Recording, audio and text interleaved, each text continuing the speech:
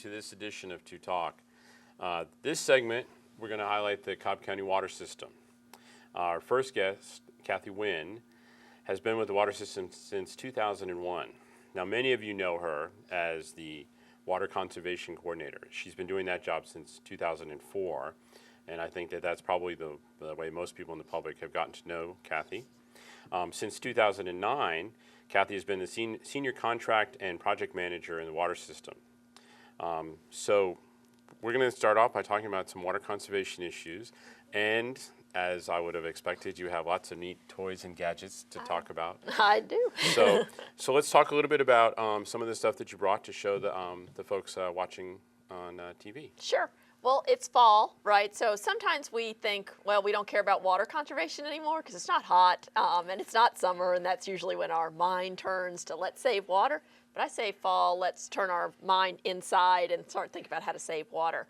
And we're really active partners with the US EPA Water Sense program, and that's really just the water equivalent to Energy Star. Okay. So it makes it really easy for our customers to save water because all they have to do is look for the Water Sense logo, or even easier, they just contact us. So for October, it is Shower Better Month with EPA Water Sense.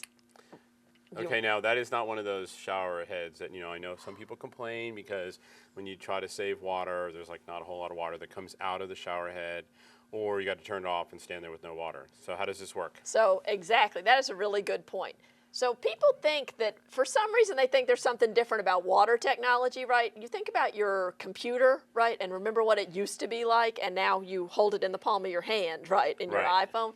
Same thing has happened with water efficient technology. They used to put flow restrictors in these, and it was like run around a drop of water, try to get wet. Not anymore. They have a mixer in here that actually mixes air with water, so it actually uses even less water than the ones with the flow restrictor. This one, only 1.5 gallons a minute. But it doesn't feel like the flow restrictors did? Okay. Still maintains all the pressure. Okay. And we give these free to our customers. That's always a good way to get them, right? There is. All they have to do is email waterefficiency@cobbcounty.org or call us at our extension 770-419-6244. Okay, and those numbers will be on the screen along with the email. Okay, what else do you have? So the other thing, Cobb is a high pressure water system for the most part. And so what exactly does that mean to folks? So that means the water coming off of the main is coming at a high pressure, meaning it's really, really strong. So think of it as really strong. So most of the homes in Cobb have something called a pressure reducing valve. Okay. Past the meter, or it can be inside the home near your water heater. Right, I think in my house it's in the crawl space. So it's in the crawl inside, space. Right. But people also think they might last forever. They really don't. So they age out, just like lots of things in our home. But there's a simple way to test it. This is a pressure gauge. You can get it at any hardware or home improvement store. Okay. And all you're going to do is put it on your outside hose bib, turn the water on full blast, and watch it read. But now some of those people have to make sure that, I know that, for example, in my house, some of the outside hose bibs are prior to the pressure regulator. So you want to make sure that it's after the pressure regulator. You do. You want to make sure it's after the pressure regulator. Turn it on full blast. What you'd like to see ideally is it measure about 60 PSI. Okay. That's what your fixtures were really designed to operate at. Now, what would people expect? Let's just say that they had a water spigot that was it's going to be up around the 200 PSI. Possibly, depending on where they are in the county. It could be anywhere from 90 to over 200 PSI. It just depends on where they are in the county. So now when this pressure regulating valve fails, it doesn't necessarily cause a leak. It just doesn't reduce the pressure. It doesn't reduce the pressure, and it can do a couple of things. It can cause your fixtures to use more water than they normally do with their flow rate. Because the seals and things are used to the lower pressure. And it can cause more frequent leaks, especially in something like your toilet. Right. Now, I know that that's another piece that's on the table here with us. It is. So we also give out these free whole house kits. And they have a couple of things that I wanted to point out in them. And one is this, because our customers never know what it is. Yeah, I'm not sure just looking at it that I would be totally familiar as to what it is. Well, if you have one of these in your toilet, a fill valve, right, then you also have usually a plastic tube that goes to an overflow. Right, and that goes into the little drain. It does. Okay. And you know, normally it's hooked with just a little metal hook. So this little thing just fits in the end of this. And the best part about it is, see these on the bottom? Right. You hook this over the plastic tube, and instead of sending all that water down the overflow and wasting it, it actually sends half the water down the overflow and the rest into the tank so that it fills faster and uses less water per flush. All right. Okay. So that you use less water. Yep. All right. And I see one more. This is gadget my there. favorite thing in the kit because, well, my husband doesn't do the dishes. I do. So this is a kitchen faucet aerator. It only uses 1.5 gallons per minute, so it's already highly efficient. Okay, what does a normal kitchen faucet use? Anywhere from 2.2 to 3. Okay, so it can be as much as 50% or more of a reduction. And it'll be more because it has this on it. Is that a shutoff? It is. It's an inflow interrupter, and it maintains the temperature but completely stops the flow. Okay, so now let's talk about maintaining temperature since you brought it up. Yes. Because I know a lot of folks, the water heater is at one end of the house and the kitchen faucet's at the other end of the house.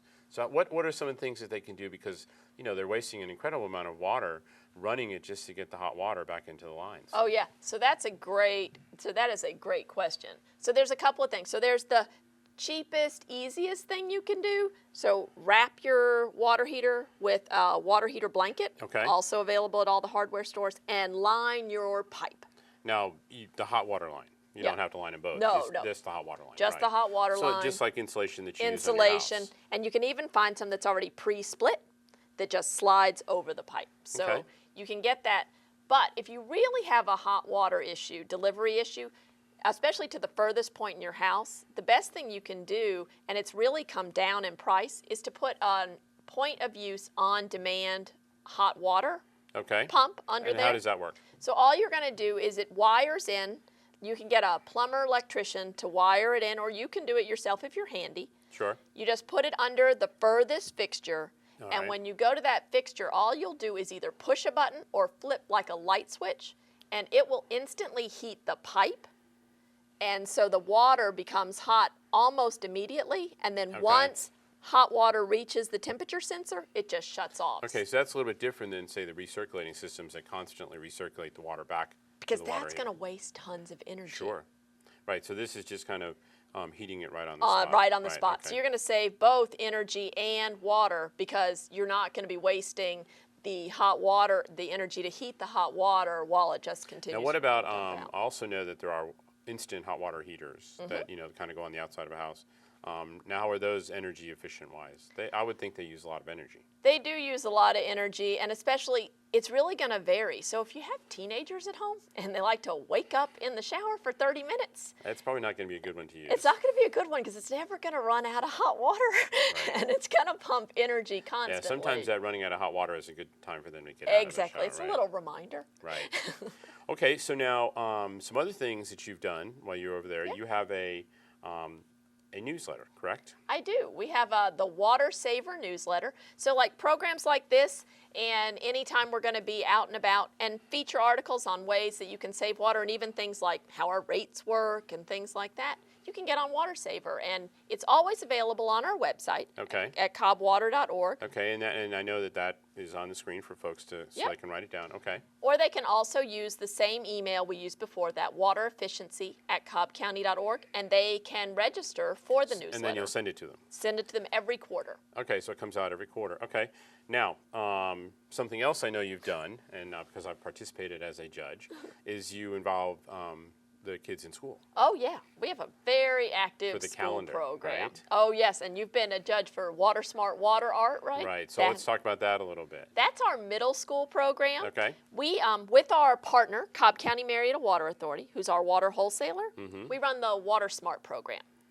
And it has 3 contests. And one is the Allatoona Alley contest, and All that's right. our elementary school contest. And that's where they do the artwork, and then that ends up on the calendar. Well, that's right? where they put the LAPA, Lake Allatoona Preservation Authority mascot, Allie, Okay. into water conservation scenes, and we make a coloring book. Okay, coloring book. Okay. Then Water Smart Water Art, that's our middle school program. They do 2D art. We partner with Big Shanty Art Station in Parks and Rec, Okay. and we have an artist opening, and then our judges, and you were one, pick the top 12 pieces of art, and they make a calendar. Okay. So we kind of trying to get everyone throughout the county, both young and old, kind of to be educated about watering. Yeah, to be educated about water and how to save water and the value and importance of water. I mean, it really is the foundation of our community. Sure, and I know we're kind of getting out of the growing season. Well, it depends what kind of grass you have, but the county does have specific rules about when you can water your lawn. Oh, we do. And a lot of people think that watering in the middle of the day because it's hot, that's the worst time, isn't it? It is the worst time. Just because the hours say you can water after 4 p.m., especially here in summer, that's getting into the hottest part of the day. You're losing 80 to 90% of that water. Sure, it's all evaporating. And plus, I know that if your grass is wet going into the evening, that you can kind of get all kinds of fungus and diseases to the lawn. Yeah, the longer the grass stays wet, the more vulnerable it is to pest and disease. Right, so the best time for someone to water their lawn would be in the morning. Yep, early. Right after dewfall is actually optimal because the ground is the most receptive to the water. Okay. So they'll get the deepest perk. There's the lowest wind drift and the lowest evaporative And they shouldn't loss. water every day. No. Because all you're doing is you're just getting really shallow roots, and what you really want to survive the heat and everything down here is deep roots, so you want to water longer, Yes. maybe once or twice a week. More infrequently. I call it tough love, a little benign neglect. Will make you a better plant. All right. Well, thank you, Kathy, for coming, and we'll be right back after a brief break with some calendar items. The regular meetings of the Cobb County Commission will be held Tuesday, October 14th at 9 a.m. and Tuesday, October 28th at 7 p.m. in the Board of Commissioners meeting room in Cherokee Street in Marietta. Every Thursday in October from 8:30 to 10:30 a.m. at the Cobb Water Quality Lab, a rain garden workday will be held. This features a demonstration garden that showcases ways to transform a landscape into an urban or suburban sanctuary. For additional information or to register, email the Water Quality Lab. 2016 Splost Information Meeting will be held on Thursday, October 2nd from 7 to 9 p.m. at Osborne High School. This is the last of 4 public meetings being held to educate the public on the proposed special purpose local option sales tax referendum that will appear on the November general election ballot. Detailed information about the proposed Splost can be found on the 2016 Splost website or by calling the county. The Cobb Animal Control Department hosts its Forever Fest on Saturday, October 4th from 10 a.m. to 4 p.m. at the Cobb County Animal Control Shelter. This features a variety of groups that focus on aspects of responsible pet ownership. Police dog demonstrations, food, raffles, and special rates for pet adoptions round out the day's activities. For additional information, visit the Cobb Animal Control website or contact the office by phone. Welcome back. And joining me now is Bill Higgins, who has been with the Water System and the Stormwater Division for 19 years. And previously to that, he was in the private sector for 20 years. Bill's a civil engineer specializing in environmental issues, also a certified floodplain manager. Bill and I spent a lot of time together in 2009 with the floods. And he is the engineer of record for the county for the dams, Safe Dams program. We could probably spend the entire segment talking about your credentials, but what I would like to do is kind of talk a little bit as Cobb has continued to grow. One of the big issues that people constantly hear about or we talk about is stormwater management. Because as I think a lot of people are beginning to figure out, as land is developed, becomes less pervious and more impervious, and so we have a lot of water runoff that we have to deal with. Now, one of the things that the county does is that we kind of regulate individual zonings. So let's talk a little bit about that, about how, things that you do when working with developers on new development and redevelopment. Well, of course, the new development has to comply with the current county codes. And so mainly for new developments, what we're looking at is how they're going to offset the effects of their development, how they're going to offset the effects of the impervious areas on their new development. And of course, the conventional way of doing that is with stormwater detention ponds, which actually hold the runoff temporarily in a pond and meter it out over a reduced rate, not to exceed the rate of pre-development conditions. Right, so what people can expect to see is it's not going to come out faster. It's just going to come out maybe longer. Longer, correct. Now, recently, you went out with Brad up to Chastain Meadows. Right. And we have a tape, which we're going to watch right now, which is a tour of the Chastain Meadows site. So let's watch that tape. We're at the Chastain Stormwater Regional Detention Facility here, and we're at the inlet control structure for this facility. We're actually on the upstream side of the dam at Chastain Meadows, and this is the weir structure that controls outflows from this impoundment area that we're standing in. Right behind us is the dam embankment, and then further behind that is the stilling basin, which we'll go look at in a minute. But up to my right, just to the right of this control structure, is the Noonday Trail that runs up to the Town Center Mall area there. If you go directly upstream, you'll go under I-575, and then beyond that, just beyond that, is Town Center Mall.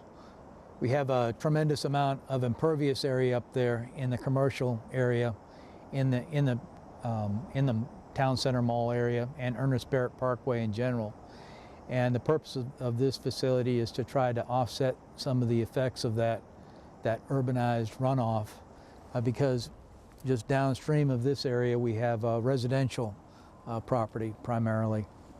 So I guess we can go take a look at the stilling basin, but this basically shows where the floods are trapped and pooled up and throttled out through this weir structure here right on Noonday Creek. We moved a little bit downstream.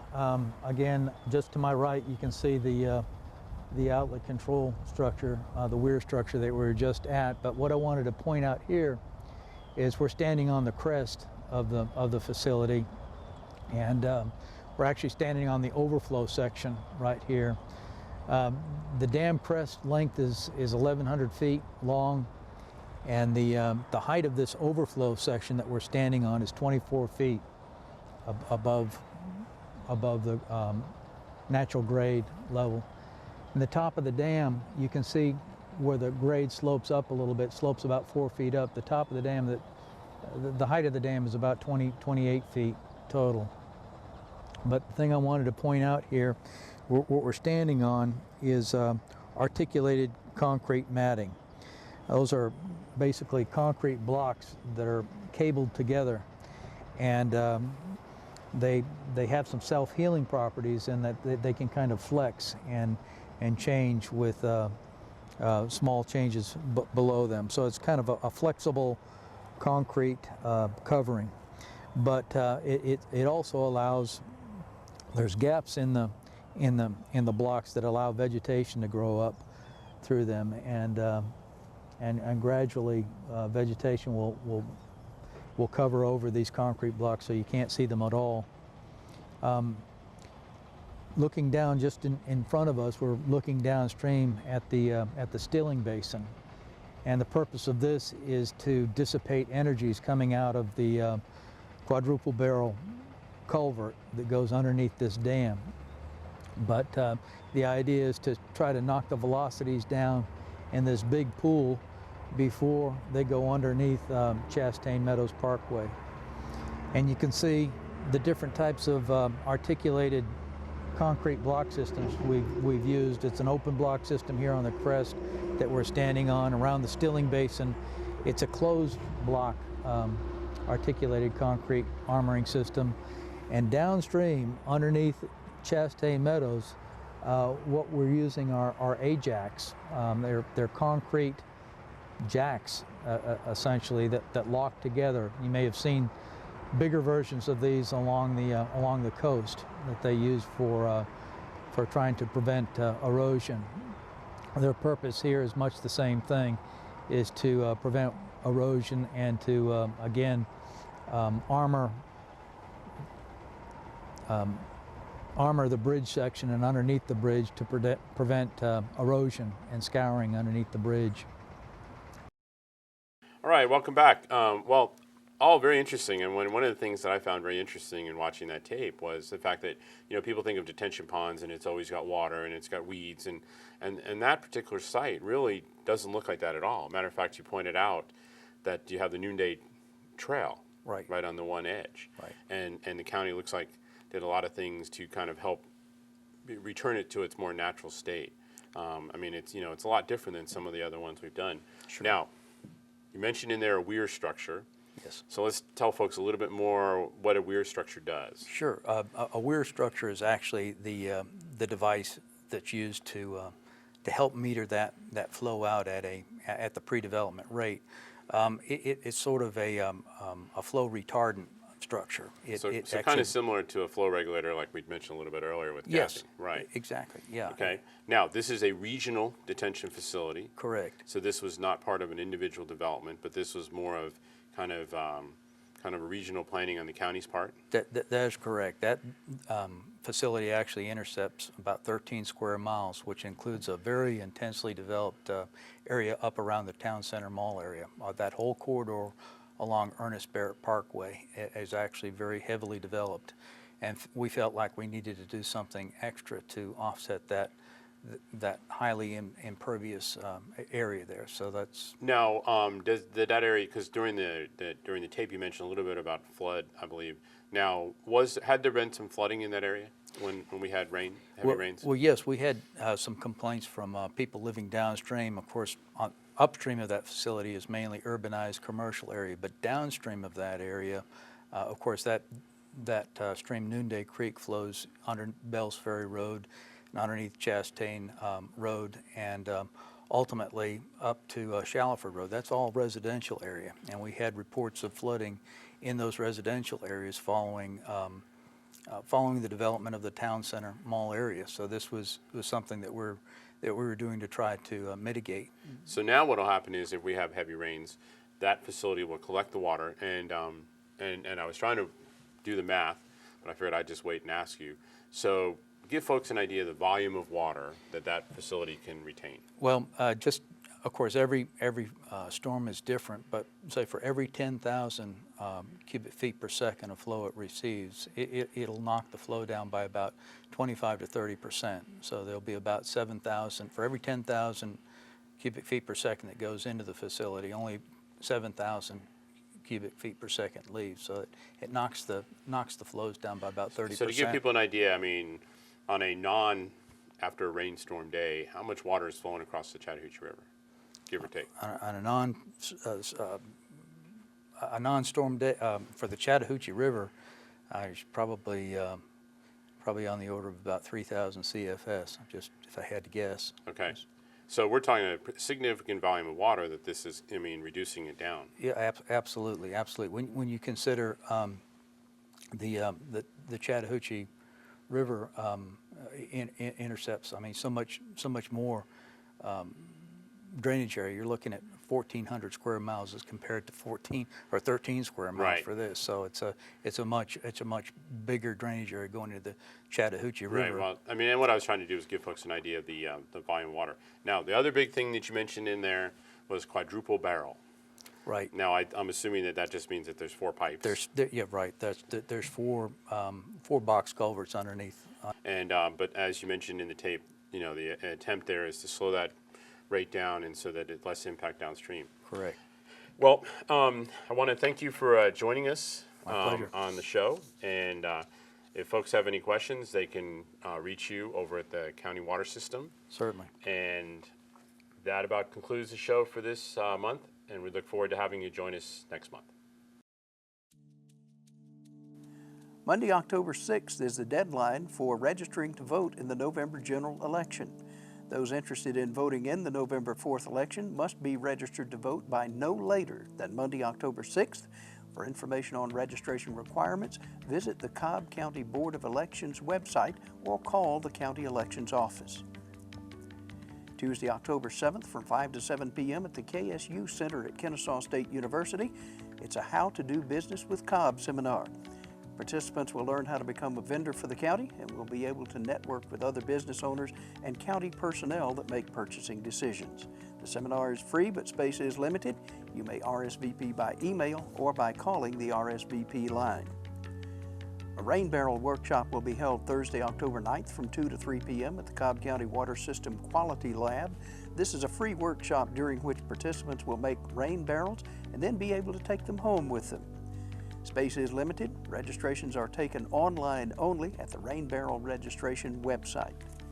Friday, Saturday, and Sunday, October 10th through the 12th at Jim Miller Park, it's the Cobb County Semi-Annual Book Sale.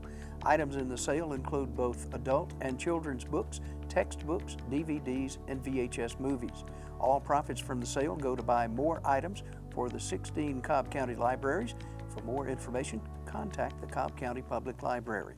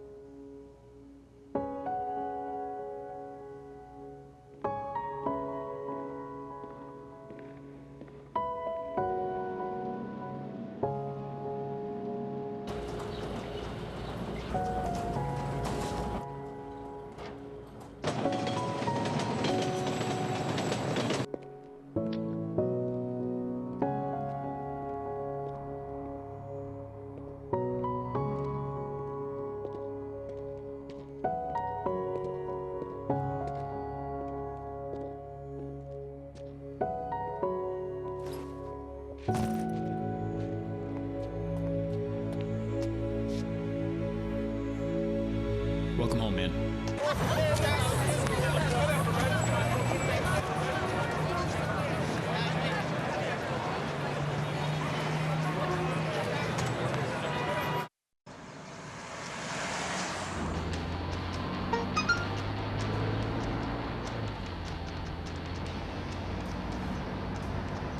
The average text takes your eyes off the road for nearly 5 seconds.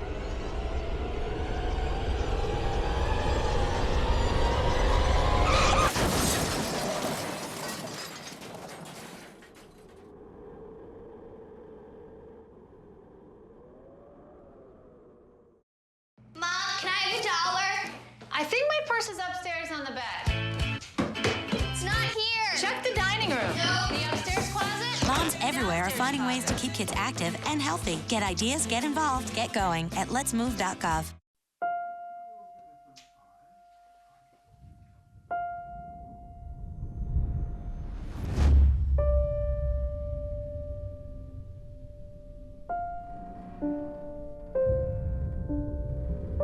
What if a disaster strikes without warning?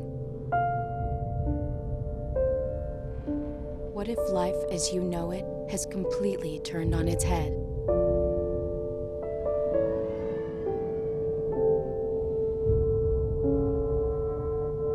What if everything familiar becomes anything but?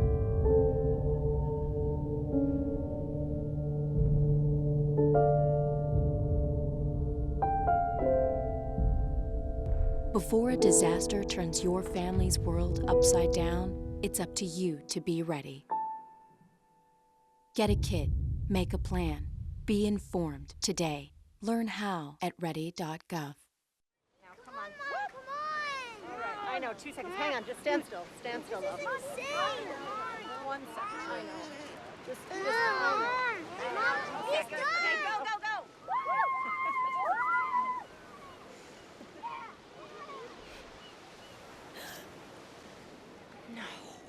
Boys, hang on, boys! You don't have to be perfect to be a perfect parent. There are thousands of children in foster care who will take you just as you are.